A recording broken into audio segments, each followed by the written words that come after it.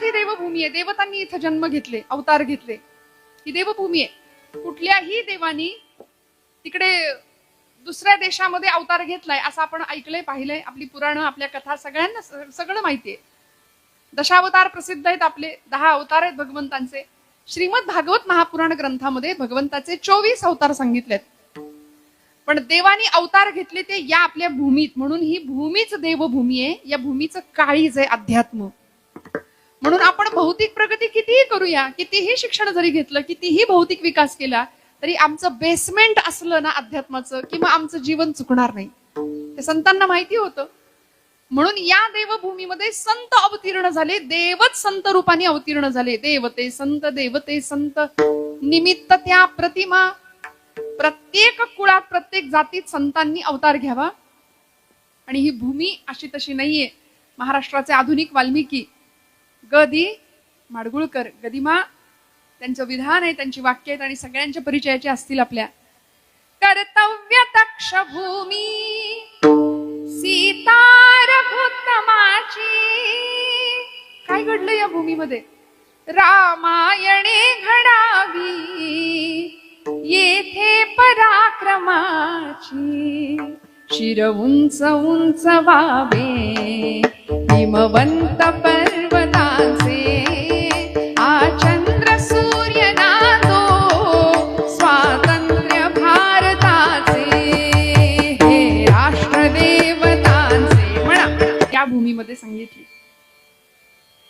अर्जुनाचं निमित्त करून तुम्हाला मला संभ्रांत झालेल्या जीवाला भगवद्गीतेचं तत्वज्ञान गोपालकृष्णांनी दिलं.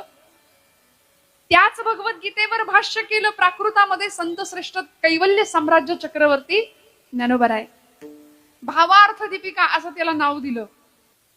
अभंग गाथा तुकोबरायांची. समर्थ रामदास स्वामींचा मनोबोध आणि दासबोध. आत्माराम अमृतानुभव. चांगदेव 65 ज्ञानोबरायांची. नामदेव गाथा. नाथांचं अनेक प्रकारचं तत्वज्ञान संत श्रेष्ठ एकनाथ महाराजांचं. या सगळ्या वाङ्मयातनं आम्हाला अत्यंत सुंदर असं रोकडा व्यवहार आणि डोळस अध्यात्म संतांनी आम्हाला शिकवले. बरं, काय आहे अध्यात्म, काय आहे निष्ठा, काय आहे भगवत भक्ती? फक्त गळ्यामध्ये टाळ घ्यायचे आणि टाळ कुठं तासन तास बसायचं म्हणजे भक्ती गाव. संतांना ही भक्ती अपेक्षितच नाहीये. तासन तास मंदिरात देवा पुढं फक्त टाळ कुटत बसणं ही अपेक्षा नाही. म्हणून भागवताचा संदेश आहे, कर्मेव गुरुरीश्वरः. कर्मामध्ये ईश्वर पाहिला. माऊलींनी अशी ओंजळ भगवंताच्या चरणावर वाहिली. अगा सर्वात्मका ईश्वरा स्वकर्म कुसुमांची वीरा. पूजा केली होय अपारा तोषा लागी. स्वकर्म कुसुम, स्वतःच्या कर्माची फुलं भगवंताच्या चरणावर व्हायची आहेत. किती सुंदर विचार आहे बघा. आपण जे जे कर्म करू ना ते देवाच्या चरणावर व्हायचंय. आता असं म्हटलं की नाही, माणसं आपल्या सोयीप्रमाणे अर्थ घेतात. स्वामी समर्थ म्हणले भिवू नको मी तुझ्या पाठीशी आहे. आता चोरांनी चोरी करताना असा विचार करावा, काही हरकत नाही म्हणले घालूया आपण दरोडा. स्वामी म्हणले भिवू नको मी तुझ्या पाठीशी आहे. चालेल का हो असं? नाही. म्हणून शब्द वापरला ज्ञानोबरायांनी, सत्कर्मी रती वाढो. भूता परस्परे पडो मैत्र जीवांचे. पण सत्कर्म हा शब्द संतांनी वारंवार वापरलाय आपल्या सगळ्या वाङ्मयामध्ये. आणि या कर्मापाठीमागची आपली निष्ठा प्रत्येकाने तपासावी असं संतांना वाटलं. म्हणून दंडवत घालून तुमच्या माझ्या हिताचा, तुमच्या माझ्या कल्याणाची कामना संतांनी केली. बघा, आपण सगळी मंडळी आता इथं लहान लहान, अगदी लहान लेकर आहेत. आपण शाळा कॉलेजचं उत्तम शिक्षण घेता आहात. मोरोपंत नावाचे एक पंडित साहित्य म्हणजे पंत साहित्यातले कवी होऊन गेले. ते म्हणालेत, विद्येनेच मनुजा आले श्रेष्ठत्व या जगा माझी. न दिसे एकही वस्तू विद्येने या असाध्य आहे जी. विद्या नाम नरस्य रूपमधिकं प्रच्छन्न गुप्तं धनम. विद्या भोग करी यश सुख करी विद्या गुरुणां गुरु. विद्या बंधुजनो विदेश गमने विद्या परम दैवतम. विद्या राजसु पूजिता न तु धनम.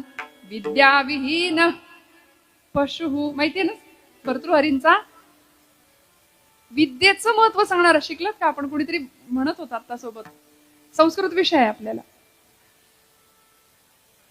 हा, काय कोण आहे ही विद्या? तुमची माझी मैत्रीण, शेजारीण? नाही. विद्यानाम नरस्य रूपमधिकम. नराचं, पुरुषाचं, व्यक्तीचं खरं रूप आहे विद्या. त्यामुळे विद्वान सर्वत्र पूज्यते. सगळीकडे विद्वानाची पूजा होते. त्यामुळे अशी विद्या प्राप्त करणारी आपण सगळी मंडळी आहात. नाही ज्ञानेन सदृशम पवित्रम इह विद्यते. गोपालकृष्ण म्हणतात, विद्येशिवाय या जगाच्या पाठीवर दुसरी कुठलीच गोष्ट पवित्र नाहीये. आणि इतकं पवित्र काम या भूमीत चालतंय आज ज्ञानगंगा या विद्यानिकेतनामध्ये. दर महिन्यानं आपण कीर्तन श्रवण करता आहात महाराष्ट्रातल्या नामवंत कीर्तनकारांची. विठ्ठल विठ्ठल विठ्ठल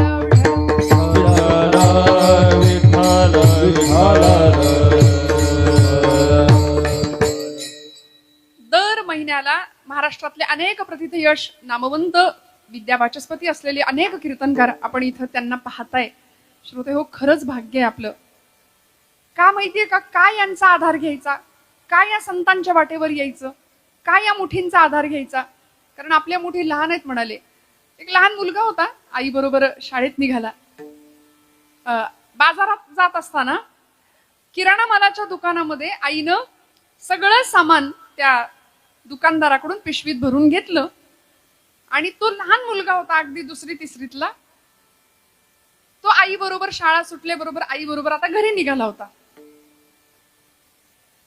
दुकानदारांनी त्या पोराकडे बघितलं आणि त्या मुलाला सांगितलं, बाबा तुला चॉकलेट पाहिजे का?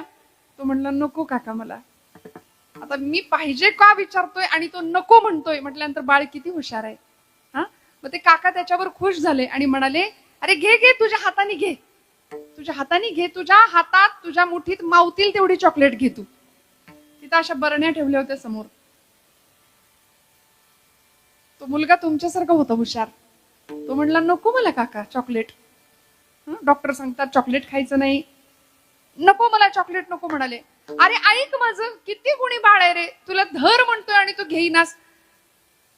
तो मुलगा हुशार होता. तो म्हणला, काका तुम्हाला द्यायचंच आहे ना चॉकलेट, मला एक काम करा ना, तुमच्या हाताने द्या, तुमच्या हाताने द्या. त्या दुकानदारांनी बरडीचं झाकण उघडलं आणि स्वतःच्या दोन्ही मुठी भरून त्या पोराच्या हातामध्ये चॉकलेट दिले.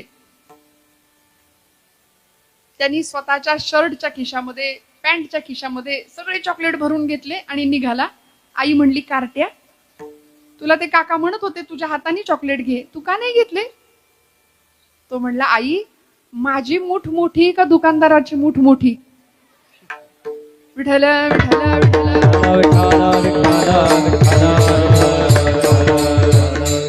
मला काय म्हणायचंय तुम्हाला कळलं. कुणाच्या मुठीतनं खाऊ जास्त मिळणार आहे की नाही? मोठ्यांची मूठ मोठी असते. आपण लहान मंडळी आहोत, मोठ्या मुठीचा आधार का घ्यावा लागेल? म्हणून मी भाग्य आहे आपल्या सगळ्यांचं असं का म्हटलं. शाळीग्राम सरांना, होडकर सरांना इतके धन्यवाद द्यावेत, इतके धन्यवाद द्यावेत की इतका विलक्षण आणि इतका अद्भुत उपक्रम आपल्या शाळेमध्ये ते राबवत आहेत. आज सगळ्या परंपरांची जननी असलेलं आणि सगळ्या परंपरांना सार्थ अभिमानाने आमच्या समोर मिरवणारं एक माध्यम आहे भक्तीचं, कीर्तन माध्यम. कलियुगाचं अत्यंत सुंदर असं साधन की जे आपल्याला आतही बघायला शिकवतं आणि बाहेरही बघायला शिकवतं.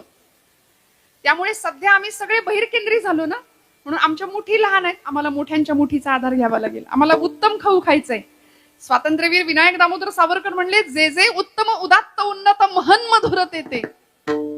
मग हे सगळं जर आम्हाला स्वीकारायचं असेल तर संतांच्या मुठी लागतील, महापुरुषांच्या मुठी लागतील आणि त्यांच्या मार्गाने जर आपण गेलो तर आम्ही आमच्या जीवनाच्या उत्तम ध्येयापर्यंत पोहोचल्याशिवाय राहणार नाही. म्हणून जगद्गुरु संत श्रेष्ठ तुकोबरायांच्या या अभंगाचं 3 चरणांचा अभंग आहे. या अभंगाचं प्रयोजन आहे की जे तुकोबराय आम्हाला भक्ती करत असताना त्या भक्तीमध्ये नेमकं काय काय असलं पाहिजे, भक्त्याची अंतर्लक्षणं नेमकी काय आहेत, भक्ताची बाह्य लक्षणं नेमकी काय आहेत हे सांगत असताना अत्यंत सुंदर शब्दांनी अभंगाची सुरुवात करतात. अभंगाच्या प्रथम चरणात, निष्ठावंत भाव भक्तांचा स्वधर्म निर्धार हे वर्म चुको नये. शब्द वापरला निष्ठा, भाव, भक्ताचा स्वधर्म आणि निर्धार हे वर्म चुको नये.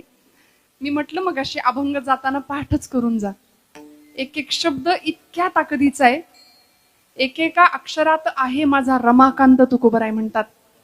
महाराज एवढ्या प्रचंड अभंग संख्येने आम्हाला गाथा देतात आणि एवढं सगळं करून काय म्हणले माहितीये? तुका म्हणे मज बोलवितो देव, अर्थ भाव गुह्य तोची जाणे. सगळं माझ्याकडून देवानी करून घेतलं म्हणाले, मी नाही केलं. आपण जरा जरी काही केलं तरी मी केलं म्हणून लगेच आपल्या स्वतःकडे श्रेय घेतो की नाही. देव आम्हाला एरवी नाही आठवत, आम्हाला देव अवघड पेपर दिवशी आठवतो. गणित इंग्रजीचा पेपर म्हणजे मी माझं सांगते, राहू दे तुमचं नाही सांगत, की आपोआप मारुतीच्या देवळाकडे पावलं जायची, आज वाचव बाबा, नाही का. देव आम्हाला संकटात आठवतो, एरवी नाही आठवत. पण संतांनी क्षणाक्षणाला त्याचं स्मरण केलं, क्षणाक्षणाला. प्रचंड निष्ठा भगवंताविषयी, आणि निष्ठा या शब्दाचा अर्थ आहे खर तर श्रद्धा असा जर आपण घेतला तर आचार्य जगद्गुरु शंकराचार्यांनी श्रद्धेची व्याख्या सांगितली, शास्त्रेषु गुरुवाक्येषु अतीव विश्वासः सा श्रद्धा म्हणाले. कशाला श्रद्धा म्हटलं? शास्त्रेषु शास्त्र प्रमाणावर वचनावर, गुरुवाक्येषु स्वतःच्या गुरूंच्या वचनांवरती. आता गुरुनिष्ठा राहिली नाही, गुरूंवर विश्वास राहिला नाही. शास्त्रेषु गुरुवाक्येषु अतीव विश्वासः सा श्रद्धा. श्रद्धेची व्याख्या सांगितली. परत सांगते, श्रद्धा नावाची आपल्यापैकी असलेली कुणी मुलगी नाही. श्रद्धा कशाला म्हणायचं? अंतःकरणामध्ये असलेली अशी भावना आहे की विश्वासाची भावना आहे. आपली श्रद्धा असावी कुणावर? भगवंतावर. आपली श्रद्धा असावी कुणावर? माता पित्यांवर. आपली श्रद्धा असावी कुणावर? आपल्या आचार्यांवर, आपल्या गुरुजनांवरती. मग तिथे असलेला पूर्ण विश्वास, तिला श्रद्धा म्हटलंय. आणि तुकोबरायांनी शब्द वापरलाय निष्ठा. श्रद्धेची अजून एक वरची पातळी आहे, ती म्हणजे निष्ठा आहे. आता आपल्यापैकी बरीच मंडळी मेडिकलचं शिक्षण घेत आहेत. शैक्षणिक, वैद्यकीय आणि औद्योगिक असं सगळं शिक्षण इथं या सगळ्या या निकेतनामध्ये मिळतंय आपल्याला. भावी डॉक्टर आहात आपण सगळी मंडळी, बरोबर ना? मग डॉक्टरवर आमचा फार विश्वास असतो की नाही? आम्ही जर आजारी पडलो तर कधी न आठवणारा तो डॉक्टर नावाचा देव आपल्याला आठवतो. आपण डॉक्टरांकडे जातो, डॉक्टर लिहून देतात प्रिस्क्रिप्शन, ते घेऊन आपण लगेच मेडिकलमध्ये जातो. आपल्याला बऱ्याच जणांना ते अक्षर नाही कळत खरं, पण तरी पण आपण मेडिकलमध्ये जातो, त्यांना ते कागद दाखवतो, लगेच त्या गोळ्या घेतो आणि आपल्या घरी येऊन देवापुढे ठेवतो. हळदी कुंकू आपलं रोज व्हायचं त्या गोळ्या औषधांना, बरोबर ना? असं करतो का आपण? नाही करत. आपण ती गोळ्या औषधं, जेवढा कोर्स आपल्याला डॉक्टरांनी सांगितलाय तो सगळा कोर्स आपण घेतो. 4 दिवस, 5 दिवस, 8 दिवस, जे काही असेल ते. ती सगळी औषधं गोळ्या आपल्याला घ्यायची असतात का? आपला डॉक्टरवर विश्वास आहे. आपला डॉक्टरवर विश्वास आहे. मला फरक पडला पाहिजे, मला गुण आला पाहिजे. एखादा अंतराळवीर असतो, तो अंतराळात जातो.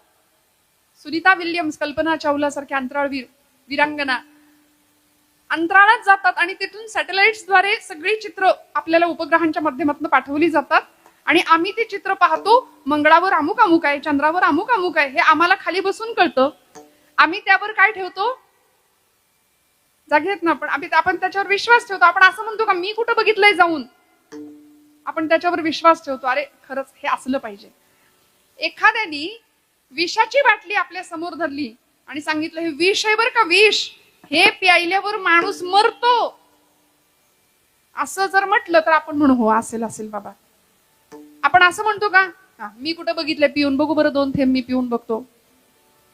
नाही, आपण विषावर सुद्धा विश्वास ठेवतो. माझा मुद्दा नीट ऐका. आपण डॉक्टरवर विश्वास ठेवतो, आपण एखाद्या शास्त्रज्ञावर विश्वास ठेवतो. कितीतरी शास्त्रज्ञांनी शोध लावता लावता लावता सुरुवातीला असं कळलं मोठी आकाशगंगा गॅलेक्सी आहे. त्यानंतर असं कळत गेलं एक नाही, अशा अनंत आकाशगंगा आहेत या ब्रह्मांडामध्ये. इन्फिनिट शब्द वापरला, अनंत आकाशगंगा आहेत. आणि आम्ही ज्याच्या सत्तेने हा सगळा व्यवहार चालू आहे त्या एका शक्तीला आमची संत परंपरा काय म्हणते माहितीये? अनंत कोटी ब्रह्मांड नायक. अनंत आकाशगंगा या ब्रह्मांडामध्ये आहेत हे शास्त्रज्ञ आम्हाला सांगतात. पण त्या अनंताचा सुद्धा ब्रह्मांडाचा नायक असलेला जो आहे ना, ती चैतन्य रूपी शक्ती, जिला तुकोबा विठ्ठल म्हणतात, कुणी कृष्ण म्हणतं, कुणी राम म्हणतं, कुणी गणपती बाप्पा म्हणतं, कुणी महाकाली म्हणतं, पण ती चैतन्यमयी शक्ती, तिच्यावर नेमका आमचा विश्वास नाही. आमचा सगळीकडे विश्वास आहे, आमचा संतांवर विश्वास नाही. म्हणून तुम्हा सगळ्यांचं का कौतुक, आपण दर महिन्याला संत विचार ऐकताय मुलांना. खरंच खूप मोठं भाग्य आहे. आणि आपल्यापैकी उगीच जबरदस्तीने कोणी बसत असेल तर आजपासून खरंच ठरवा की हे माझ्या हिताचं आहे, हे माझ्या कल्याणाचं आहे. महिन्यातून एक दिवस 2 तास मी इतकं सुंदर कीर्तन मला महाराष्ट्रातल्या खूप मोठ्या लोकांकडून ऐकायला मिळतंय, हे माझं अहोभाग्य आहे. नामदेव महाराज म्हणले, जन्मोजन्मी आम्ही बहुपुण्य केले, तेव्हा या विठ्ठले कृपा केली. आज आमची पावलं आमच्या लेकरांची, म्हणजे शहरात, तुम्ही आज ग्रामीण भागात असून सुद्धा शहरातल्या लोकांची, मुलांची पावलं इकडं सहजासहजी वळत नाहीत. असा समज असतो की ज्याला काहीच जमत नाही त्यांनी धोतर नेसावं. म्हणजे जे बॅकवर्ड आहेत ना, ज्याला काहीच कळत नाही, अडाणी असतात, त्यांनी ते धोतर नेसतात. पण सर मगाशी मला म्हणाली की इथे या शाळेमध्ये आता विद्यार्थ्यांच्या अंगावर धोतर आणि झब्बा कुर्ता दिसेल, डोक्याला टोपी दिसेल, कपाळाला गंध दिसेल. किती आनंद आहे. आम्ही भारत भूमीचे सुपुत्र आहोत, आम्ही देवभूमीत जन्माला आलो. धन्य भूमी पुण्य देश, जेथे वैष्णवांचा वास. किती भाग्यवान आहे. या भरतखंडामध्ये जन्म घ्यायला अनेक जन्मांची पुण्याई लागते आणि आम्ही पुण्यवान आहोत. अशा माता पित्यांच्या, अशा मातीमध्ये आपण जन्माला आलो की जी माती उत्सव प्रिय आहे, उत्साही आहे, संत विचारांनी सिंचित झालेली आहे. पण थोडं पाश्चिमात्यीकरणाचं वारं आपल्याकडे आल्यामुळे सगळंच बघ बिघडत चाललं, बदलत चाललं. म्हणून पुन्हा एकदा नव्याने आज पुन्हा एकदा या सगळ्याचं बीजारोपण, म्हणजे सुसंस्कृत आणि सुसंघटित व्हावं, एकत्रित यावं. इतक्या सुंदर पद्धतीने विचारांचा, एक आचारांचा परिपाक तयार व्हावा, इतक्या सुंदर पद्धतीने हातात घेतलेलं हे असिधाराव्रत. संतांची हीच तर अपेक्षा आहे तुमच्या माझ्याकडून. दुसरं काय हवंय संतांना, सांगा ना.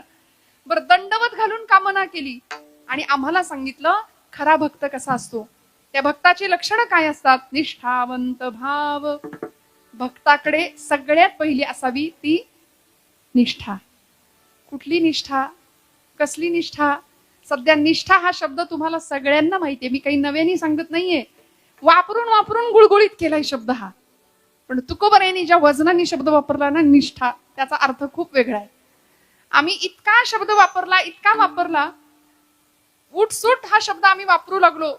देशनिष्ठा, पतिनिष्ठा, गुरुनिष्ठा, अजून धर्मनिष्ठा, आपल्या कामावरची निष्ठा, अजून सांगू का, पक्षनिष्ठा.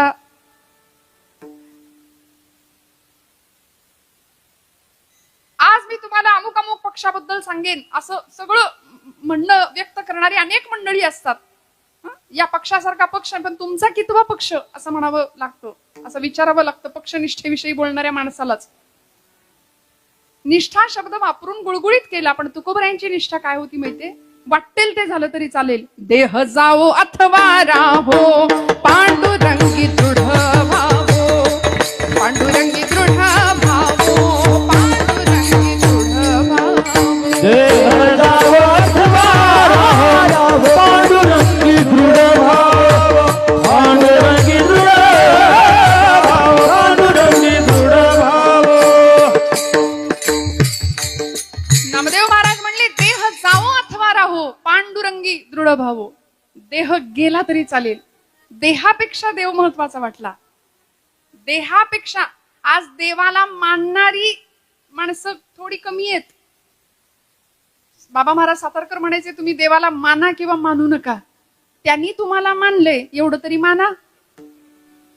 देवाला मानत नाही आपण. देवाला माना किंवा मानू नका, पण त्यांनी तुम्हाला मानले एवढं तरी माना. कारण ज्या दिवशी तो तुम्हाला मानणार नाही त्या दिवशी तुमच्या घरासमोर गर्दी जमेल. माणसं म्हणतील, उचला आता, झालं यांचं काम. मग 4 जण लागतात, खांद्यावर न्यावं लागतं, नाही का. म्हणून आहेत तोपर्यंत आपल्या आतमध्ये असलेली एक प्राणशक्ती आहे, चैतन्य शक्ती आहे. तिला डॉक्टरी भाषेमध्ये जठराग्नी म्हटलंय. आणि भगवान गोपाल कृष्ण काय म्हणतात माहितीये का, अहम वैश्वानरो भूत्वाम प्राणिनां देहमाश्रिताः. जेवायला बसलात की पहिली अन्नाची आहुती जाते कुठं, त्या अग्नीला. आतमध्ये अग्नी आहे की नाही, सांगा डॉक्टर मंडळी, आहे की नाही अग्नी आतमध्ये. मग आतमध्ये अग्नी आहे, तो प्रज्वलित आहे, तो पेटलेला आहे म्हणून आपल्याला भूक लागते. आणि आपल्याकडे परंपरेने एक श्लोक म्हणायला शिकवलाय. भोजन करताना आपल्याकडे श्लोक म्हणायची पद्धत आहे. तुम्ही म्हणता का सगळे? कुठला म्हणता? वदनी कवळ घेता. हा हा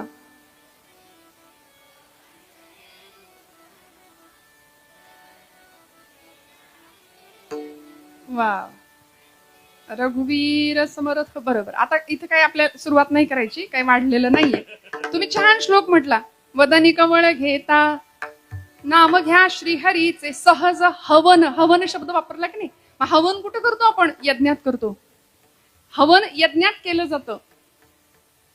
परिणाम काय होतो? हे यज्ञ कर्मच आहे. आपण जेवतो, आपल्याला भूक लागते, आतला अग्नी प्रदीप्त होतो, प्रज्वलित होतो, म्हणजे आपण ती अन्नाची आहुती पोटात घेतो, त्या यज्ञात टाकतो जठराग्नीमध्ये.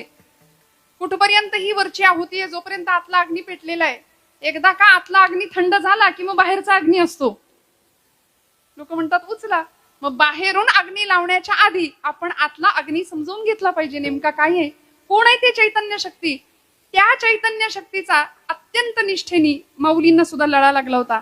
आणि माऊली त्या चैतन्याला आवाज देतात, माझ्या जीवाचा तू जीव आहेस.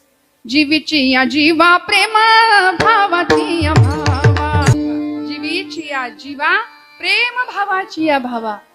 आतमधला जो जीवातला जीव आहे ना, कोण असतो? मग तो म्हणाले मी आहे. आपण त्याला मी म्हणतो, त्याला वेदांताच्या भाषेमध्ये कूटस्थ चैतन्य म्हटलंय. आणि तोच ओळखायचंय आपल्याला. मी कोण?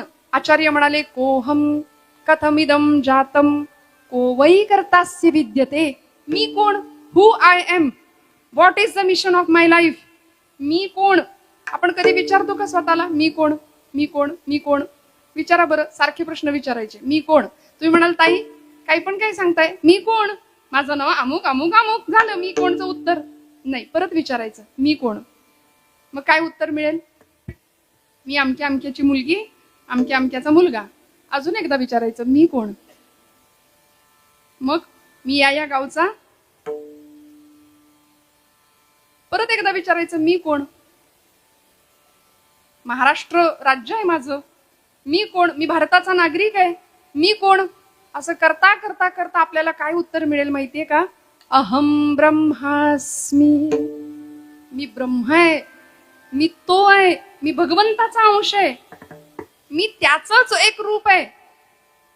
म्हणून माणसाचा भगवंताकडे जाणारा एक प्रवास झाला पाहिजे. तुम्हाला एक गोष्ट सांगते. परवा गणपती उत्सव आता आपल्याकडे पार पडला. गणपतीची एक छान मूर्ती एक शिल्पकार घडवत होता. दगडातनं मूर्ती घडवण्याचं काम चालू होतं. आणि ओबड धोबड असे टोकेरी पडलेले तिथं दगड होते. आणि तो मूर्तिकार त्या दगडातनं मूर्ती घडवत होता गणपती बाप्पाची. अतिशय सुंदर मूर्ती घडवली. पण ती मूर्ती पाहिली आणि माझ्या मनात एक प्रश्न आला. मी आपलं त्यांना विचारून टाकलं. म्हटलं काका, एवढी सुंदर माझ्या गणपती बाप्पाची मूर्ती त्या इतक्या ओबड धोबड दगडातनं तुम्ही केलीच कशी? माझा आपला वेड्यासारखा प्रश्न होता. पण ते म्हणले तुमच्या भाषेत सांगू का? म्हटलं सांगा. ते म्हणाले त्या दगडामध्ये आधीच मूर्ती होती. त्या दगडामध्ये आधीच गणपती बाप्पाची मूर्ती होती. फक्त त्या मूर्तीला नको असलेला भाग मी छिन्नी आणि हातोड्याच्या साह्याने काढून टाकला. आतमध्ये मूर्ती आपोआप तयार झाली. मग मला कळलं, अरे छिन्नी हातोड्याचा घाव करी दगडाचा देव, खाई दैवाचे तडाखे त्याचं माणूस आहे नाव. आमचा देवत्वाकडचा जर प्रवास व्हायचा असेल, आमच्या निष्ठा जर पक्क्या व्हायच्या असतील ना, तर आम्हाला सुद्धा अनेक प्रकारचं सगळं घाव सोसावे लागतील. त्या दगडाला तो मूर्तिकार ठोकतोय, घासतोय, तासतोय, कोरतोय आणि शेवटी तीच हत्यारं त्याच मूर्ती समोर ठेवून प्रार्थना करतो. त्वम ब्रह्मास्त्वम रुद्रस्त्वम अग्निस्त्वम. मग तो दगड नाही राहत, तो देव बनतो. तसे आमची निष्ठा पक्की असेल ना, तर आमचाही प्रवास मनुष्यत्वाकडून देवत्वाकडे झाल्याशिवाय राहत नाही.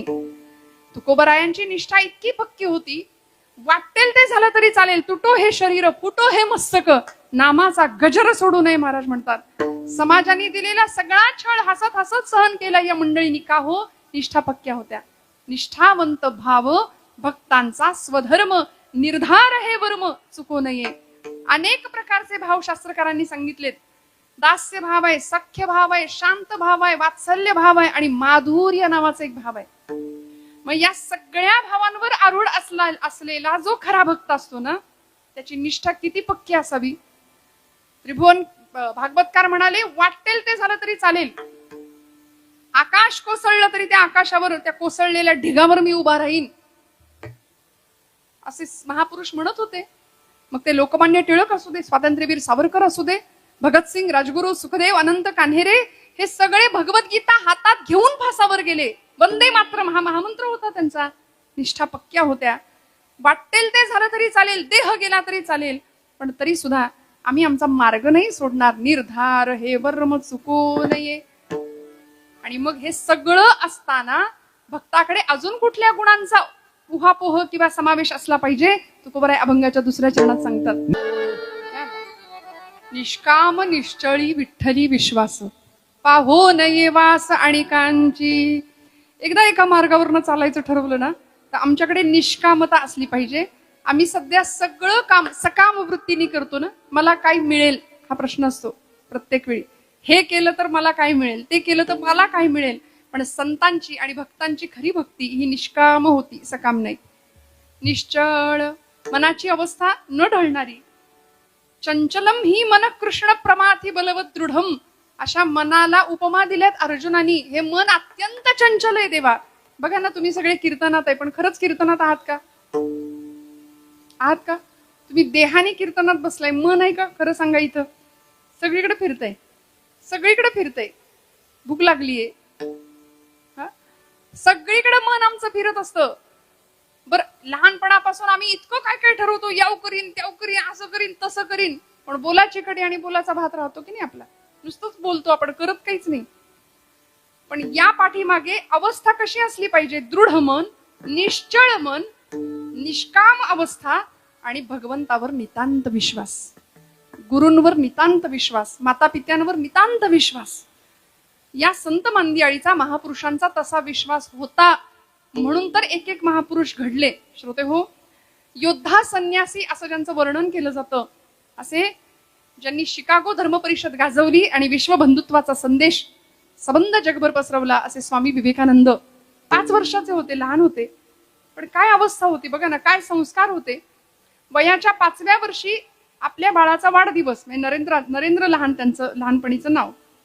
वाढदिवसा दिवशी सगळा मित्र परिवार जमला होता आणि एकमेकांमध्ये चर्चा सुरू झाल्या. ए, तू कोण होणार रे मोठेपणी? तू मोठेपणी कोण होणार? आपण काय सांगता, उत्तर देता? माझे वडील डॉक्टर आहेत, मी डॉक्टर होणार. माझे वडील इंजिनियर आहेत, मी इंजिनियर होणार. मी अमुक होणार, मी तमुक होणार. असे सगळे जण उत्तर देत होते. आणि या पठ्ठ्याने उत्तर दिलं, मी घोडा चालवणारा टांगेवाला होणार आहे. नरेंद्रांनी उत्तर काय दिलं? मी घोडा चालवणारा टांगेवाला होणार आहे. सगळे हसले. वडील याचे वकील विश्वनाथ बाबू दत्त, कलकत्ता हायकोर्टाचे सुप्रसिद्ध वकील, आणि यांचा पोरगा टांगेवाला होणार. सगळे हसले. पण वडील आपल्यासारखे होते बरं का. म्हणजे काही वडील असे असतात, त्याला कानफटात लावली असती लगेच की तुझा बाप वकील आणि तू टांगेवाला होणार. पण वडिलांनी त्यामागचं कारण समजून घेतलं, कारण तो इंग्रजांचा काळ होता. वडील इंग्रजांचा सूटबूट घालत होते आणि कोर्टात जायचे. तो काही नरेंद्राला पटत नव्हता, आवडत नव्हता. ज्या घोड्याच्या गाडीत बसून जायचे, आता तुम्ही उत्तरेकडे जर गेलात ना, तर ती घोडागाडी, तिला बग्गी असं नाव आहे. आणि तो बग्गी हाकणारा एक असतो ना, त्याला कोचमन असं नाव आहे. तो टांगेवाला. लाल बुंद त्याचा तो पोशाख असतो, पेहराव असतो. हातामध्ये असा लगाम, हातात साबूक. घोड्यावर मारला की घोडा भरधाव वेगाने पुढे जायचा. आणि पुढे बसणारा तो कोचमन, तुलनेने यजमान जो असतो ना पाहुणा, तो मागे बसतो त्या बग्गीमध्ये. आपण कधी पाहिली तर पहा. बग्गीचा रचनाच अशी आहे. टांगेवाला, तो घोडा हाकणारा माणूस असा उंचावर असतो. त्याला ते आवडायचं. नरेंद्रांनी पटकन उत्तर दिलं की मी घोडा चालवणारा टांगेवाला होणार आहे. पण आई वडिलांनी काय केलं पाहिजे? हळूहळू आपल्या संस्कारांवरची, आपल्या धर्मावरची, आपल्या परंपरेवरची निष्ठा आणि विश्वास कसा दृढ होत जातो पहा ना. भिंतीवरती एक चित्र लावलं होतं. त्या चित्र असं होतं, कुरुक्षेत्रावर भगवान गोपालकृष्ण अर्जुनाला भगवद्गीता सांगतायत, रथाचं सारथ्य करतायत अर्जुनाच्या. भुवनेश्वरी मातेनी आणि विश्वनाथ बाबूंनी आपल्या बाळाला सांगावं, नरेंद्रा तुला टांगेवाला व्हायचंय ना? हो, खुशाल हो, पण तुझ्या घोड्याच्या गाडीत फक्त अर्जुनाला बसव. त्या चित्राकडे दाखवलं बोट आणि सांगितलं, तुझ्या घोड्याच्या गाडीत फक्त अर्जुनाला बसव, अर्जुनाचं सारथ्य करणाऱ्या गोपाळ कृष्णासारखा सारथी हो माझ्या राजा. हा संस्कार लहान वयामध्ये केला आणि हळूहळू तुम्ही कधी वाचलं तर नक्की वाचा स्वामी विवेकानंदांचं चरित्र. स्वामीजी म्हणतात की पाश्चात्य शिक्षणाचा प्रभाव आमच्यावर होता आणि हळूहळू आमचा देव भोळेपणा नष्ट व्हायला लागला. आम्ही देव मानेनासे झालो, आमच्या निष्ठा गुळगुळीत झाल्या, आमची देवावर धर्मावर निष्ठा नाही राहिली. कारण पाश्चिमात्य लोक इथे यायचे, इंग्रज लोक इथे यायचे आणि भारतातल्या सगळ्याच प्रथा परंपरा देव धर्म हे सगळं खोटं आहे म्हणायचे, थोता अंडा हे सगळं असं म्हणून आमची स्टिंगल करायचे. आमचा राष्ट्राभिमान स्वतःच्या टाचेखाली या लोकांनी तुडवायला सुरुवात केला. आणि खरंय मंडळी, फक्त इंग्रज आले का? कोण कोण आले?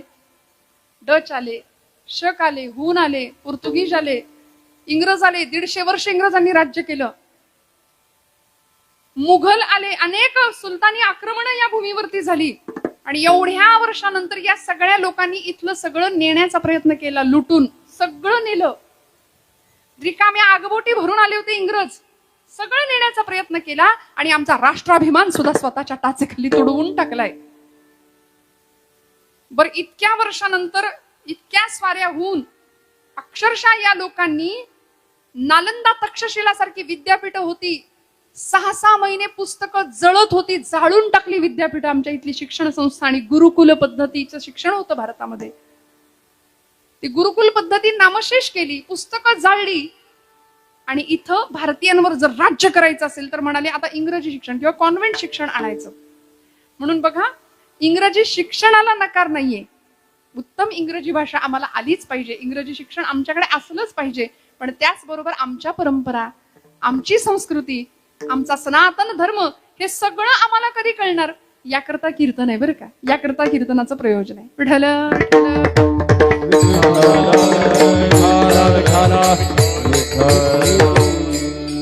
गंमत सांगू का तुम्हाला? बघा, मी सांगितलं तुम्हाला एवढ्या वर्षात हजारो स्वाऱ्या झाल्या, हजारो आक्रमणं झाली, अनेकांनी आमच्यावर सत्ता स्थापन करण्याचा प्रयत्न केला, सगळं जिंकून नेण्याचा प्रयत्न केला, पण नाही जिंकता आलं, नाही जिंकता आलं. सगळं नेलं असेल पण खरं सांगू, भारतीय भूमीतली कुटुंब व्यवस्था आणि भारतीय भूमीचा संस्कार त्यांना नाही नेता आला, नाही नेता आला. मग एवढ्या वर्षानंतर सुद्धा आम्ही काय म्हणतो? जो जीता वही, बघा पटकन आलं की नाही तुमच्या तोंडात नाव, जो जीता वही सिकंदर. एवढ्या वर्षानंतर आम्ही त्यांचेच पोवाडे गातोय. मी असं काही म्हणायला सांगितलं होतं तुम्हाला सिकंदर म्हणा वगैरे, पण आमच्या रक्तात इतकं ते नाव भिनून गेलंय ना की आम्ही पटकन बोलून जातो, जो जीता वही सिकंदर. आजपासून म्हणी बदला, जो जीते वही छत्रपती शिवाजी महाराज, जो जीते वही छत्रपती संभाजी महाराज, जो जीता वही महाराणा प्रताप, जो जीते वही राजा विक्रमादित्य, जो जीते वही पृथ्वीराज चौहान, जो जीते वही झाशी की राणी. कितीतरी नावं आपल्याला घेता येतात. आपण या सगळ्यांना विसरतो आणि नको त्यांची नावं घेतो की नाही. या लोकांचा उद्दिष्टच हे होतं. लॉर्ड मेकॉले नावाचा शिक्षण तज्ञ होता, त्यांनी आपली शिक्षण व्यवस्था बदलली, आपला अभ्यासक्रम बदलला आणि इथे सगळे त्यांचे सिद्धांत येऊन आमच्या अभ्यासक्रमात समाविष्ट झाले. मी अभ्यास करू नका असं म्हणत नाही. तुम्ही म्हणाल ताई आता आमच्या पुस्तकात जे आहे ते आम्ही वाचायचं नाही का? जरूर वाचा, मार्क उत्तम मिळवा, माझं काही म्हणणं नाही. पण खरं सांगू, डार्विनचा उत्क्रांतीवादाचा एक सिद्धांत आहे. काय सांगतो आपल्याला? माणसाची उत्क्रांती कशी झाली? द्या ना उत्तर मोठ्याने. माणूस कसा तयार झाला? माकडापासून. माकडासारखा आम्ही वागतो कधी कधी, पण आम्ही माकडापासून झालोय असं वाटतंय तुम्हाला? आता हा डार्विनचा उत्क्रांतीवादाचा सिद्धांत आहे. आता तुम्ही कीर्तन ऐकताना मी पुराणाचा आधार देऊन तुम्हाला सांगते.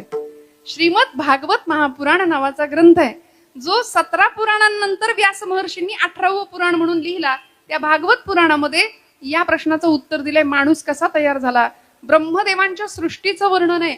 ब्रह्मदेवांनी जगातलं पहिलं जोडपं निर्माण केलं होतं, मनु आणि शतरूपा त्याचं नाव. मग मनू पासून निर्माण झालेले आम्ही सगळे मानव आहोत. दानवासारखे मरकटासारखे कधी कधी वागतो. पण डार्विनचा उत्क्रांतीवादाचा सिद्धांत त्याच्याच मुलांनी खोटा ठरवला. त्याच्या मुलांनी त्यांना प्रश्न विचारला होता की म्हणाले, हे असं कसं झालं? म्हणले, बाबा माकडाचा जन्म, माणसाची उत्क्रांती माकडापासून. मग असं जर असेल तर आता जी माकडं दिसतायत त्यांचं काय करायचं? आता जी सगळी माकडं दिसतायत त्याचं काय करायचं? हा त्यांच्याच मुलांनी त्याला विचारलेला प्रश्न आहे. त्यामुळे मनूपासून आम्ही सगळे मानव निर्माण झालो आणि इथे दोन वंश झाले, चंद्रवंश एक आणि सूर्यवंश एक. एक होता चंद्रवंश, एक होता सूर्यवंश. चंद्रवंशामध्ये प्रभू गोपालकृष्ण जन्माला आले, सूर्यवंशामध्ये प्रभू रामचंद्रांचा जन्म आहे. चंद्रवंशामध्ये गोपालकृष्ण परमात्मा हे यदुकुल असं म्हटलं जातं, म्हणून देवाचं आडनाव काय आहे? यादव. पण म्हणले ते यादव गाईला चारा घालत होते. कळलं का? जागेपणी ऐका बरं का. गोपालकृष्ण यादव हे गोपालन करत होते, गो संवर्धन करत होते, गायीवर प्रेम करत होते, गायीला चारा खायला घालत होते. नंतरच्या यादवांनी गायीचाच चारा खाल्ला. पण मग हे सगळं असताना यदुकुलातले गोपालकृष्ण आणि इकडे सूर्यवंशामध्ये प्रभू राम, मर्यादा पुरुषोत्तम प्रभू रामचंद्र भगवान. या सूर्यवंशामध्ये पुढच्या काळामध्ये वेरूळच्या घृष्णेश्वराच्या कृपाशीर्वादाने भोसले घराण्यामध्ये मालोजीराजे भोसले जन्माला आले. त्यांच्या पोटी जन्म झाला शहाजीराजे भोसल्यांचा. इकडे चंद्रवंशामध्ये लखुजीराजे जाधव, सिंदखेड राजाचं एक घराणं होतं जाधवांचं, म्हणजे यादवांचेच जाधव झाले. त्या जाधवांच्या घराण्यामध्ये लखुजीराजे जाधवांची एक मुलगी होती जिजाऊ, ज्या महाराष्ट्राच्या राजमाता, राष्ट्रमाता जिजाऊ साहेब आणि छत्रपती शहाजीराजे भोसले यांचा विवाह होतो. चंद्रवंश सूर्यवंश एकत्र येतात आणि या भूमीला एक शककर्ता राजा, स्वराज्य निर्माता छत्रपती शिवाजी महाराज मिळून जातात. हे या भूमीचं सार्थक आहे, हे या भूमीचं वैभव आहे. म्हणून आमचे वारसदार राम आहे, आमचे पूर्वज रामकृष्ण, छत्रपती शिवाजी आणि छत्रपती संभाजी माकडं नाहीत. एवढं डोक्यात पक्क ठेवा बरं का. त्यांचे आम्ही वंशज आहोत, त्यांचे आम्ही वारसदार आहोत. मग तुकोबरायांना आम्हाला हेच सांगायचंय, या सगळ्या मंडळींनी जे एक गोष्ट आम्हाला करायला शिकवली ती आम्हाला निष्ठेने करावी लागेल, अत्यंत विश्वासाने करावी लागेल. धर्माचे पालन, धर्माचे पालन, धर्माचे पालन, धर्माचे पालन, करणे पाखंड खंडन, करणे पाखंड खंडन, करणे पाखंड खंडन, करणे पाखंड खंडन, करणे पाखंड खंडन,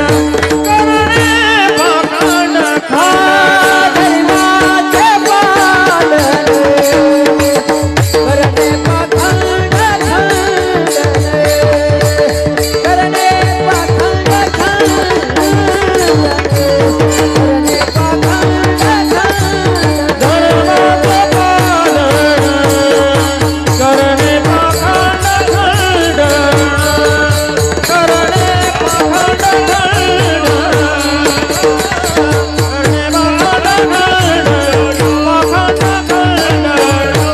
पाखंड खंडन, करणे पाखंड म्हणून धर्मनिष्ठा शिकवली, धर्म पालन करायला शिकवलं. भगवंतांचं कार्य आहे, विनाशाय च दुष्कृताम, दुष्टांचा नाश व्हावा, धर्माची पुनर्संस्थापना व्हावी आणि समाजामध्ये नीतीचं दर्शन सगळ्यांना व्हावं. यासाठी आमचा प्रयत्न असला पाहिजे. मी स्वामीजींचं उदाहरण सांगत होते मगाशी. ज्या स्वामीजींनी अगदी लहान वयामध्ये विवेकानंदांनी पाश्चात्य शिक्षणाचा प्रभाव ज्यांच्यावर पडला आणि ते म्हणायला लागले, चरित्रात सांगतात की आम्ही नास्तिक बनायला निघालो, आम्ही देवाला मानायला तयार नाही. मग भेटेल त्याला विचारायचं, देवाला पाहिलंय का, देवाला पाहिलंय का. कुणी बैरागी, संन्यासी, साधू, सत्पुरुष एखादा दिसला की त्याला विचारायचं, तुम्ही देव पाहिलाय का, तुम्ही देव पाहिलाय का. कुठेच उत्तर मिळत नव्हतं. आणि पहिल्यांदा आयुष्यात या प्रश्नाचं उत्तर देणारी व्यक्ती समोर भेटली गुरु स्वरूपामध्ये. कोण हो? रामकृष्ण परमहंस. रामकृष्णांच्या समोर नरेंद्र स्वामी विवेकानंद उभे आहेत. रामकृष्ण परमहंसांकडे पाहिलं आणि पहिला आपला ठेवणीतला प्रश्न विचारला, तुम्ही देवाला पाहिलंय का. रामकृष्ण परमहंस शांतपणे उत्तर दिलं, हो. तुला कसं पाहतोय तसा देवाला पाहिलाय. मग हुरळून नाही गेले, मला दाखवाल का.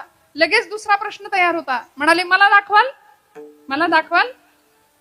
रामकृष्ण परमहंस म्हणाले, हो, मला जसा पाहतोयस ना तसा तुला देवाला दाखवेन.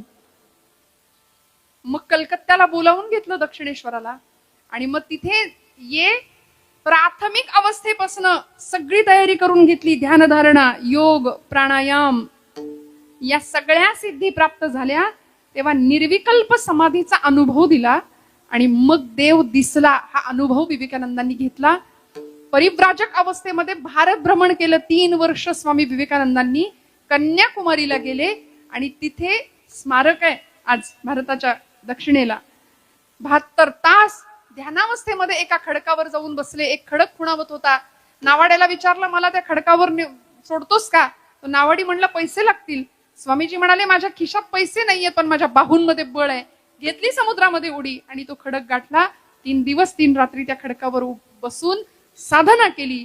मी कोण याचं उत्तर प्राप्त केलं आणि मग भगवंतापेक्षा मी कोणी वेगळा नाहीये ही अवस्था निर्माण झाली. जीवनाचं ध्येय निश्चित झालं आणि हेच स्वामी विवेकानंद भारताचं प्रतिनिधित्व करायला शिकागोची धर्म परिषद गाजवतात आणि विश्वबंधुत्वाचा एक सुंदर संदेश भारताच्या वतीने मांडतात. अमेरिकेतल्या माझ्या बंधू आणि भगिनींनो म्हणून सगळे एका सूत्रात घेतलं आणि भगवंताचं जे तत्वज्ञान आहे, ईश्वर सर्वभूतानां हृद्देशेर्जुन तिष्ठती भ्रामयन् सर्वभूतानि यंत्रारूढानि मायया. हे विलक्षण तत्वज्ञान मांडलं. मला सांगा ना, हा विश्वास असावा लागेल, ही निष्ठा असावी लागेल. नामदेव महाराज म्हणले ना, आपण प्रमाण ऐकलं, देह जावो अथवा राहो पांडुरंगी दृढ भावो. तुका म्हणे प्राण करा देवासी अर्पण. प्राण गेला तरी चालेल, पण आमचं ध्येय आणि आमच्या निष्ठा आम्ही पक्क्या ठेवू. हा संतांचा किंवा महापुरुषांच्या आयुष्याचा संदेश होता. वाटेल ते झालं तरी स्वातंत्र्यवीर विनायक दामोदर सावरकर कुठे गेले हो? लंडनला गेले होते. कशा करता? अलीकडे पुस्तक वाचनाची परंपरा किंवा प्रथा कमी झाली, वाचन संस्कृती कमी झाली, म्हणून आध्यात्मिक लायब्ररी आज पाहिलं मी, दर्शन घेतलं.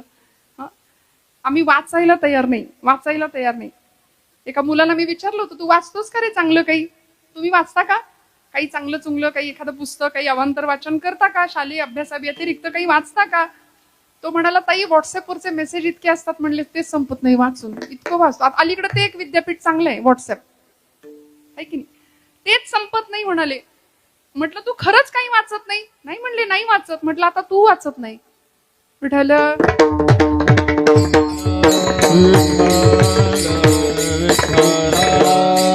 वाचाल तर वाचाल, म्हण की नाही, चांगलं वाचलं पाहिजे.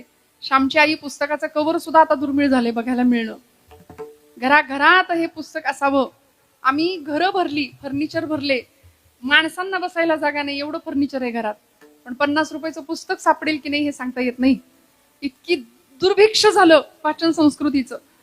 मग त्या श्यामच्या आईनी काय संस्कार केले होते? साने गुरुजी काय सुंदर आठवण सांगतात. तो आंघोळ करून ज्यावेळी श्याम बाहेर येतो मोरीतनं, बाथरूम मधून ज्यावेळी तो बाहेर येतो, त्यावेळी आईला सांगतो, आई तुझा पदर खाली पसर, माझ्या पायाला घाण लागेल, माझ्या पायाला माती लागेल.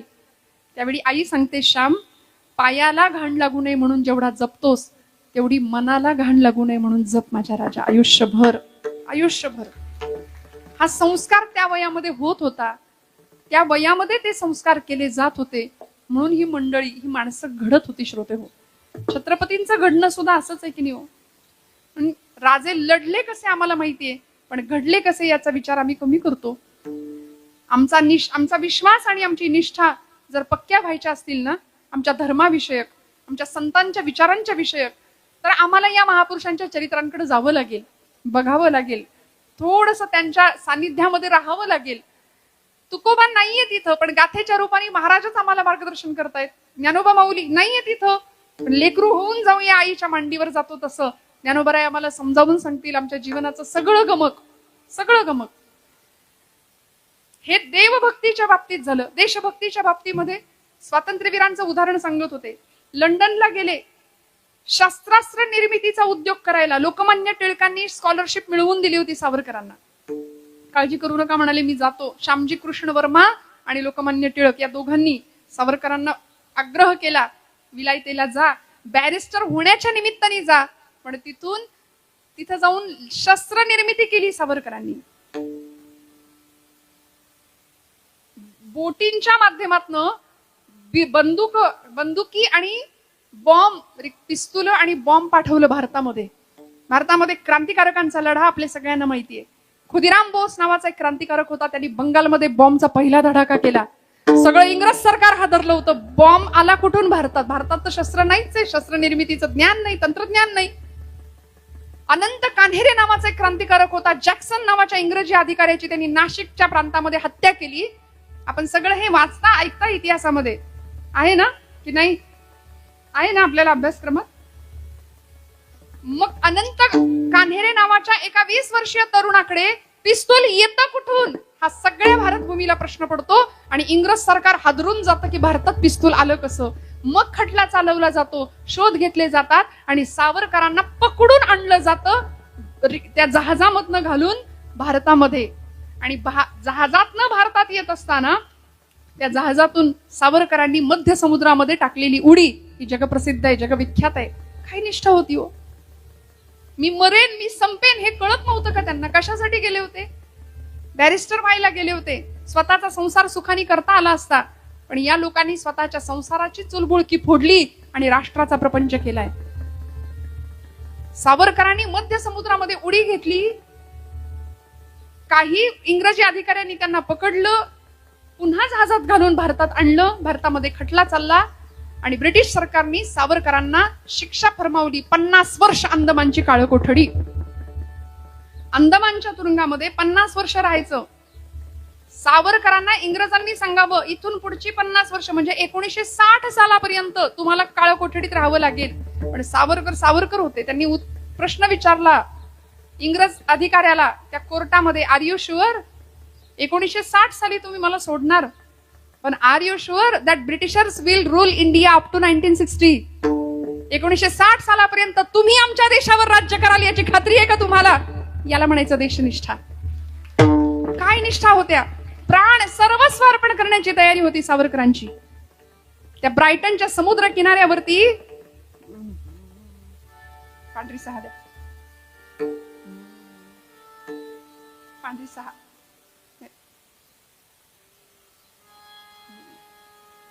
आपलं पांढरी 2 चालू आहे ना? हा okay. Scale change. Vitthal Vitthal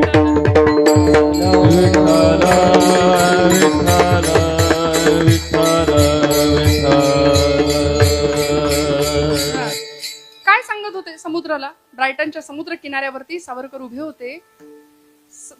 तुकोबरायांनी हेच तत्वज्ञान मांडलंय. बरं, माझी निष्ठा आणि माझा निर्धार कसा पक्का असला पाहिजे. रणांगणावर निघालेला एखादा शूर असतो ना, तसा माझा निर्धार भगवंता तुझ्या प्रती असला पाहिजे. माझी निष्ठा, भक्ताची निष्ठा ही भगवंताप्रती अशी असली पाहिजे. सगळं मिळणं आणि कीर्तनात हे गायला मिळणं हे माझं भाग्य आहे. या मुलांसमोर विठ्ठल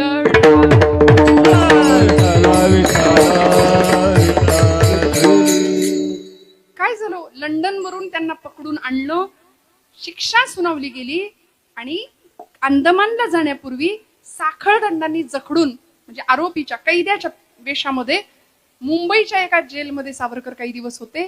बायको भेटायला आली त्यांची. 18 वर्षाचं वय होतं पत्नीचं. माई म्हणायचे, नाव यमुना सावरकर. कधीतरी वाचा माझी जन्मठेप सावरकरांची. आपण गाथा ज्ञानेश्वरी जसं वाचणार आहे ना आता, तशी ह्या महापुरुषांची चरित्रही वाचायला घ्यावीत. राम आणि कृष्ण आम्हाला कळाले पाहिजेत. छत्रपतींना हे जिजाऊ माऊलींनी वेळोवेळी सांगितलं, म्हणून अफजल खानाचा कोथळा बाहेर काढतात राजे. का? कारण कंसाला मारणारा कृष्ण राजे शिकले होते, रावणाचा वध करणारा प्रभू रामचंद्र राजे शिकले होते लहान वयामध्ये, कीचकाची छाती फोडणारा भीम राजे शिकले होते लहानपणी. आता आम्हाला भीम माहिती नाही, कुणी माहिती नाही. परवा मी एका विद्यार्थ्याला विचारलं, तुला भीम माहितीये का रे? भीम. ते म्हणलं, हा छोटा भीम डोलकपूरचा, लाडू खातो. आम्ही तेवढ्यातच अडकलो. कधी भीम कळणार, कधी अर्जुन कळणार, कधी युधिष्ठिर कळणार. मग हे सगळं जर कळायचं असेल ना, सावरकरांना त्या कैद्याच्या वेशामध्ये ज्यावेळी पिंजऱ्यामध्ये त्या तुरुंगामध्ये ठेवलं गेलं ना, त्यावेळी बायको भेटायला आली होती. देशनिष्ठा आपण पाहतो, काय त्याग असतो, काय स्वार्थाचा त्याग केला असेल या मंडळींनी. बघा ना, अहो त्यांनाही छान गुंठा एकर घेता आलं असतं, कितीतरी जमवून ठेवलं असतं, पण नाही, सगळं सर्वस्वाचा त्याग केला. 18 वर्षांच्या यमुनामाई भेटायला येतात. सावरकर असे कैद्याच्या वेशात साखळदंडांनी जखडलेले आहेत आणि बायको सांगते, डोळ्यातलं पाणी पुसलं आणि बायकोशी सावरकर बोलतायत. पुस्तकातली जशीच्या तशी वाक्य सांगते मी तुम्हाला. सावरकर म्हणतात की या वेशात तुम्हाला अनोळखी वाटलो ना? मी वाटणारच, कारण आपला नवरा, आपला पती विलायतेहून बॅरिस्टरीचा झगा पांघरून येईल. पैसा मिळवू, थाटात संसार करू, प्रपंच करू असा विचार तुम्ही केला असेल, पण मी विचार केला, माझी भारत माता आजारी आहे. माझी आई पारतंत्र्यात आहे, माझी मातृभूमी पारतंत्र्यात आहे. आणि माझी भारत माता आजारी असताना, माझी आई आजारी असताना मी असा सुखात नाही राहू शकत. माझी चुलबुळकी फोडून हा राष्ट्राचा संसार करावा असं मला वाटलं. म्हणून या कैद्याच्या वेशात आज तुम्ही मला पाहताय. तिकडे जाऊन रशियन मित्रांच्या सहकार्याने शस्त्र बनवली, सावरकरांनी भारतात पाठवली. पण हे सगळं झालं.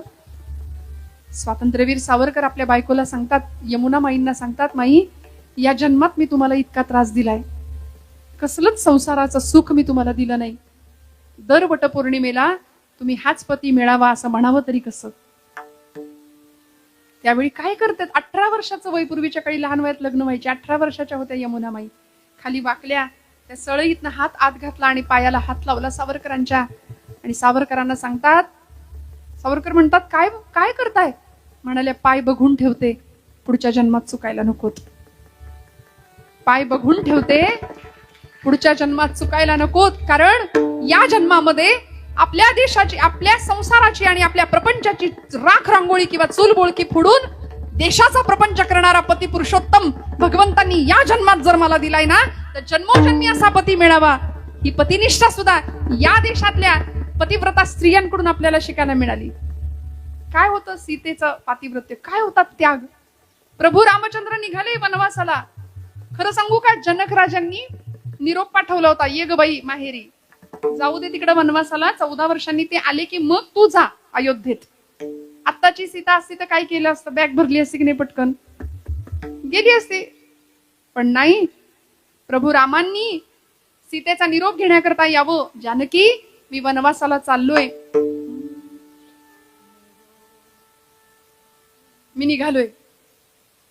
त्यावेळी सीतामाई सांगतात, निघाला, माझा निरोप कसला घेता हो. गदिमांचे शब्द आहेत, निरोप कसला माझा घेता, निरोप कसला माझा घेता, जेथे राघव तेथे सीता, जेथे राघव तेथे सीता, ज्या मार्गी हे चरण चालते, त्या मार्गी मी तुमच्या पुढती. वनवासाची मला न भीती, वनवासाची मला न भीती, संगे आपण भाग्य विधाता, जेथे राघव तेथे सीता, जेथे राघव तेथे सीता. यांच्यासाठी एकदा टाळ्या वाजवा. पखवाजातनं सगळे बोल निघतात, सगळे. वा वा, विठ्ठल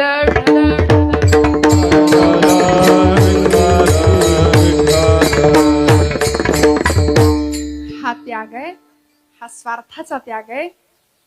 एखादा शूर रणांगणामध्ये जातो आणि माघारी परतून सुद्धा पाहत नाही, तसा या देशाचा सैनिक सुद्धा बघा ना, सेवेवरती जातो. निष्ठा काय असते.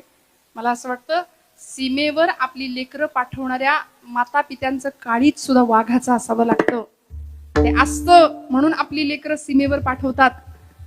मग जाणारा जवान जसा मागे परतून पाहत नाही ना, तसं धैर्य आणि तसा निर्धार, तसा विश्वास, तशी निष्ठा आणि तसा विश्वास भगवंता माझ्याही इकडे असला पाहिजे. रणी निघता शूर न फिरे माघारी, रणी निघता शूर न फिरे माघारी, निघता शूर न फिरे माघारी, निघता शूर न फिरे माघारी.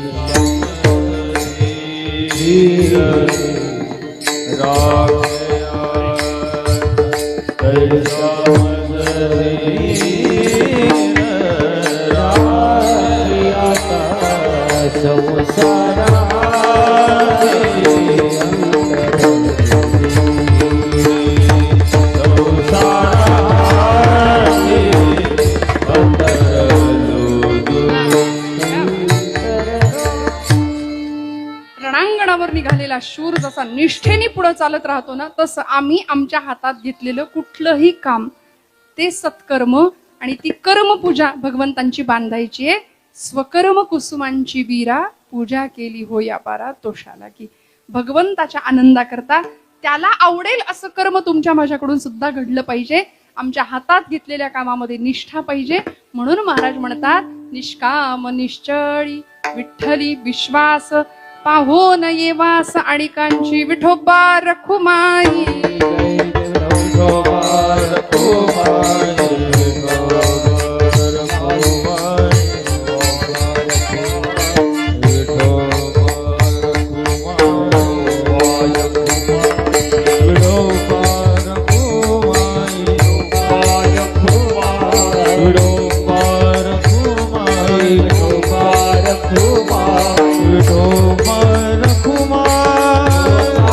टाळी टाळी.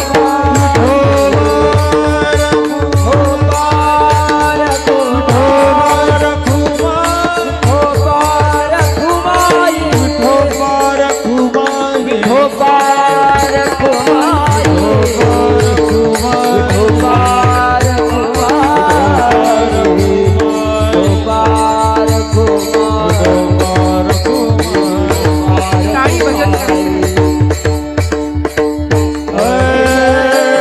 हरि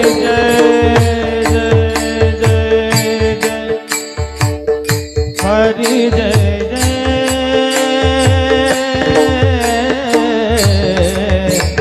विठोबा रखुमाई. जय जय विठोबा.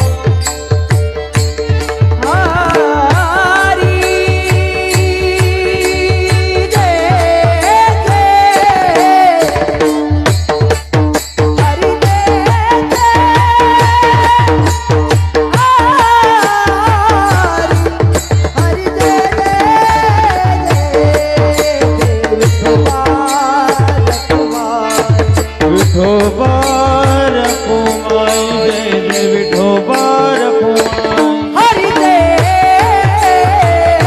रखुमाई.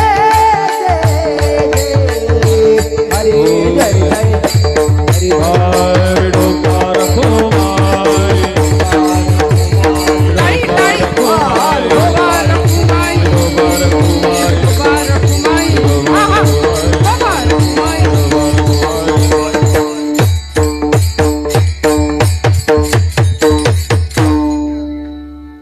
निष्ठावंत भाव भक्तांचा स्वधर्म निर्धार हे वर्म चुको नये. निष्काम निश्चळी विठ्ठली विश्वास पाहो नये वास आणिकांची. तुकोबराय असू देत, ज्ञानोबराय असू देत, संतांनी जीवनाकडे बघण्याचा सकारात्मक दृष्टिकोन तर दिलाच, पण आमच्या निष्ठा कशा पक्क्या असाव्यात, आमचा निर्धार कसा पक्का असावा. नाही तर मग मरगळलेली अवस्था येतेच ना हो जीवनामध्ये. नैराश्य, सोपं बोलायचं मराठीत फ्रस्ट्रेशन, काय वेळ लागतो यायला. ज्याच्याकडे बघावं ते टेन्शन मध्ये.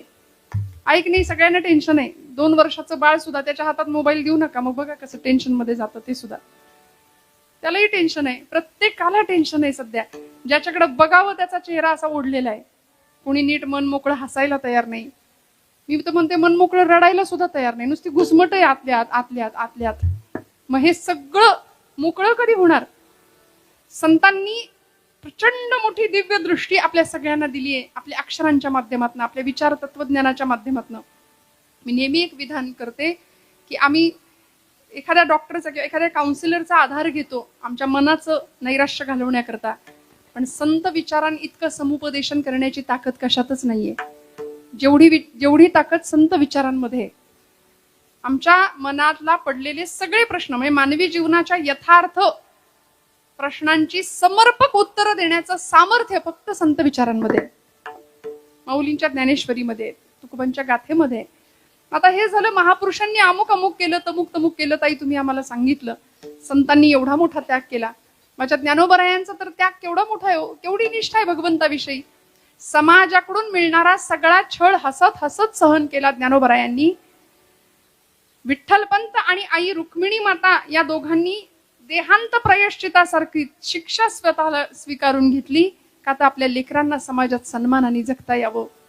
निवृत्ती, ज्ञानदेव, सोपान आणि मुक्ताबाई ही 4 लेकरं या मातीला मिळाली. अमृताची संजीवनी जिथं उतू घालवली या मंडळींनी. सगळं झालं, सगळ्यांनी सगळं केलं. आता आपण काय करायचं आपल्या पातळीवर? मग आमच्या पातळीवर आम्हाला एवढंच करता येईल. काय झालं, एका इमारतीला खूप मोठी आग लागली, खूप मोठी, वणवा पेटला. जागेत ना सगळे, झाले कीर्तन माझं, काळजी करू नका, थांबणारे. खूप मोठी आग लागली, वणवा पेटला आणि त्या इमारतीच्या जवळ एक तळं होतं, एक सरोवर होतं, एक चिमणी होती. त्या तळ्यातलं पाणी तिने चोचीत घ्यावं आणि त्या आगीवर नेऊन टाकावं, असं तिचं काम सुरू झालं. ती तळ्यातलं पाणी घेतीये आणि त्या इमारतीच्या आगीवर नेऊन टाकतीये. त्या आगीमध्ये अडकलेल्या लोकांना काही माणसं बाहेर काढत होती. त्या इमारतीवर पाणी कोणी मारत होतं. जो तो ज्याला त्याला जमेल ते काम करत होता. चिमणीचं काम चालू होतं. हे पाहिलं एका कावळ्याने. फांदीवर बसलेला कावळा चिमणीकडे बघून हसायला लागला. असे कावळे समाजात सुद्धा बरेच असतात. चांगल्या माणसाला चांगलं काम करू देत नाहीत. चांगल्या कामामध्ये विघ्न आणणारी मंडळी बरीच असतात.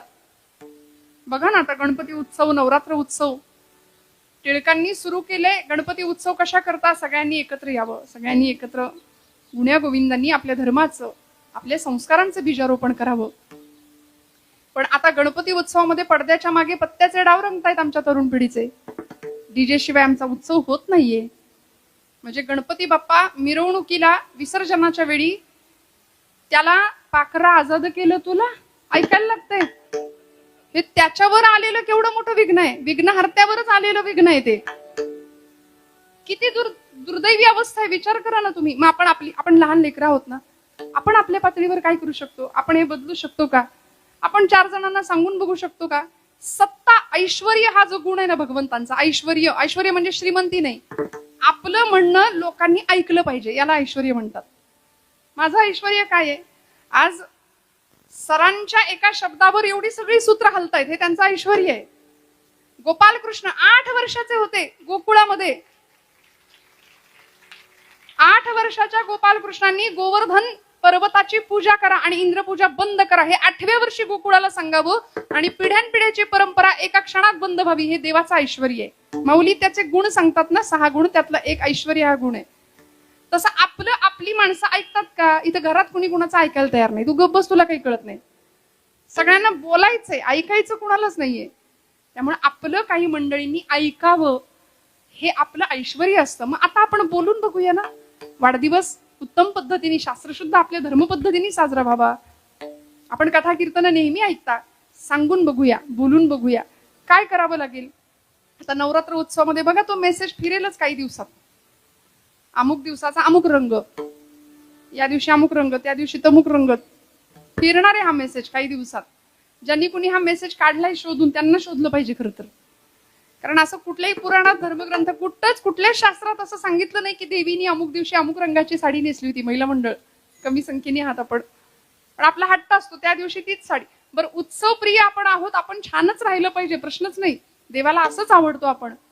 पण अट्टहास ज्या गोष्टीचा आपण करतो ना, मग त्याऐवजी गाथा सप्तशतीचं पारायण करूया, देवीचं महात्म्य समजावून घेऊया, स्त्री शक्तीचा जागर खरा काय आहे ते समजावून घेऊया.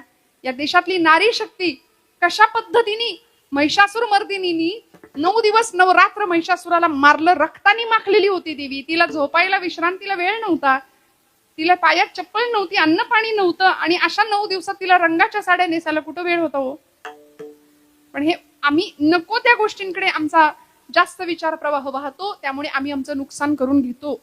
त्यामुळे आम्ही आमच्या पातळीवर काय करू शकतो? त्या चिमणीने केलं तसं.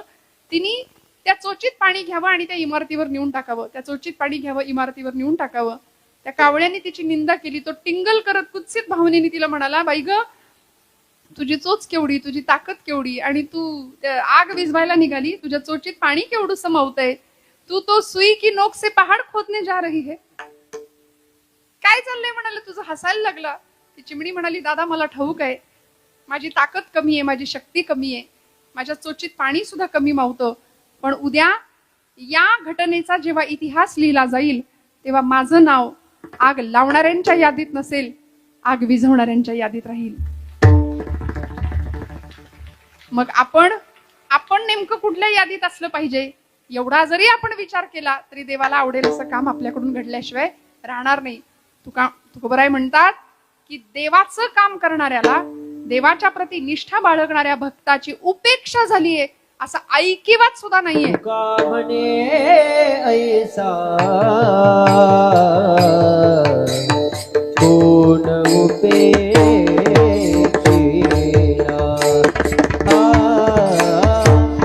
तुका म्हणे ऐसा कोण उपेक्षिला.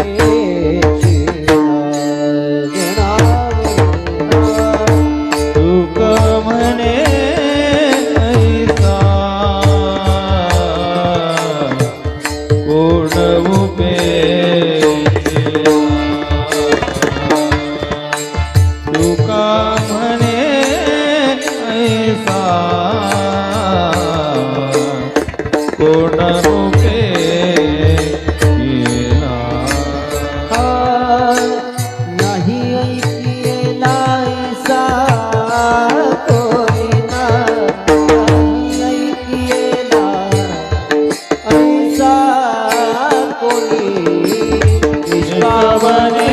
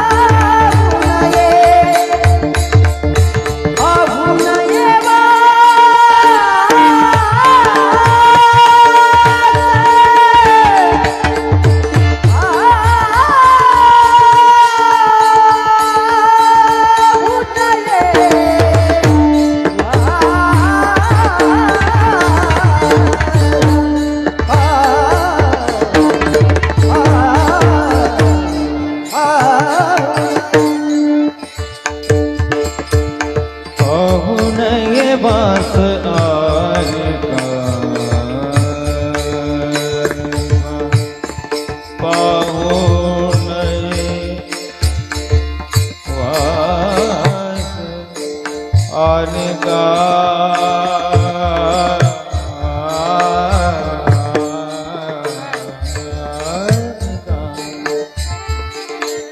पाहून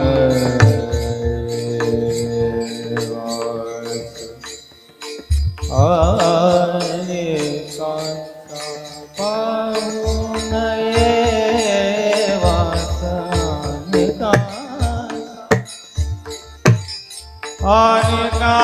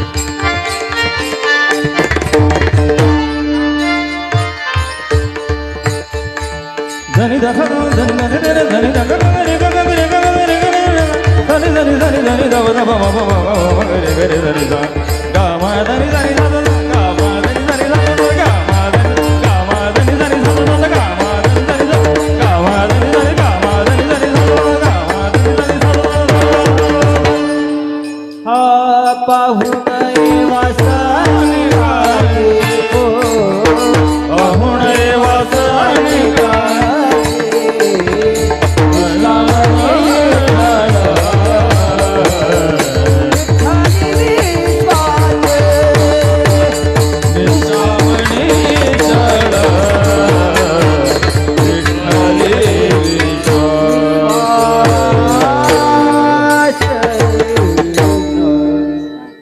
तुका म्हणे ऐसा कोण उपेक्षिला नाही ऐकिला ऐसा कोणी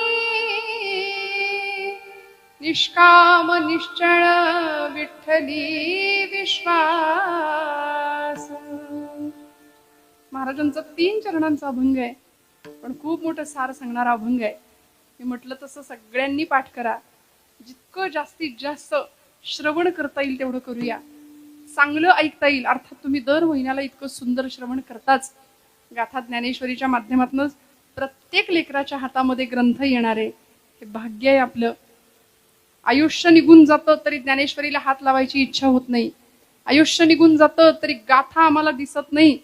आणि मग खरं सांगू का, पालकवर्ग मागे मोठ्या संख्येने आहे. मी एक आवर्जून वाक्य बोलते की सगळं आम्ही करतो, पण जगाने दिलेलं नाकारले पण जेव्हा वाट्याला येतं तेव्हा देव आठवतो. 60-70 नंतर तुम्ही नसलात तरी काही बिघडत नाही आमचं, असं आपल्याच घरातली लेकरं आपल्याला म्हणतात, तेव्हा आम्हाला देव आठवतो. त्यामुळे ज्ञानोबरायांसारखं, छत्रपती शिवाजी महाराजांसारखं आयुष्याच्या सुरुवातीलाच अध्यात्माची कास धरूया. आणि अतिशय सुंदर असं जीवनाचा भक्कम पाया आमच्या अध्यात्माचा राहिला तर मग आम्हाला जीवनामध्ये नैराश्य नाही, ताण नाही, कुठलाही तणाव नाही. सगळ्या प्रश्नांची उत्तरं आमच्याकडे समर्पकरित्या येतील, आल्याशिवाय राहणार नाही. सगळ्यांच्या चरणारविंदी कृतज्ञतापूर्वक वंदन करते.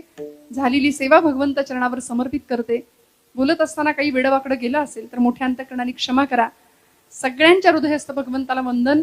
परम आदरणीय होडकर सरांना वंदन करते, त्यांच्या कार्याला वंदन करते. आणि अतिशय सुंदर अशा या विद्यानिकेतनामध्ये मला येता आलं, आपल्या सगळ्यांच्या दर्शनाचा लाभ घेता आला. सर्व मान्यवर व्यासपीठावरचे सर्व अधिकारी, ज्येष्ठ श्रेष्ठ कीर्तनकार, गायक, वादक, सर्व शिक्षक, सर्व ही मुलं आणि गोड अशी साथ करणारी आमचे सगळे साथीदार मंडळी, सगळ्यांना नमस्कार करते. ध्वनी व्यवस्था देणारे आमचे गोड अशी सुंदर अशी सेवा देणारे दादा, मनापासून त्यांनाही नमस्कार. आणि सेवा भगवंता चरणी रुजू करून सेवेला विराम. ज्ञानेश्वर माऊली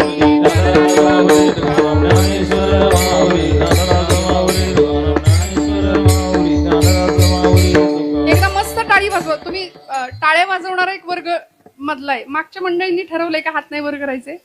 मोठ्या मोठ्या कॉलेजच्या मुलींनी तिकडे मागे. असं काही नाही ना? माझ्यावर नाराज नाही ना तुम्ही? नाही ना? मस्त हात वर करा, मोकळे खणखणीत टाळी. तुकाराम तुकाराम तुकाराम